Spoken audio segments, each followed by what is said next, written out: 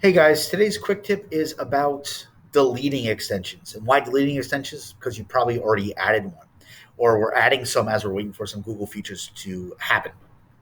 So, an example, if you have the grid view and the grid view fix, you need to delete them to make sure it works properly with Google Meet. Because Google recently, as we go to change layout, allows us a better tiled feature up to 49 people.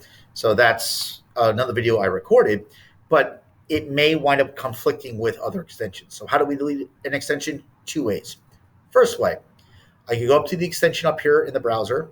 I'm going to do a two finger click or a right click, and I'm just going to go down here and say remove from Chrome. Very simple. Once I remove it, it's done. Second way of doing it is I click the snowman, I go down to more tools, and I go to extensions. That's going to bring up all of my extensions. And all I have to do is just find the one that I want to get rid of, and I hit remove. Nice and simple. Now, for anything installed into Google Meet, you're going to have to close down your browser and open it back up again so it can refresh. It's not going to remove live.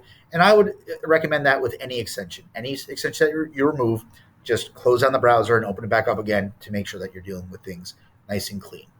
And that's about it. Have a good day.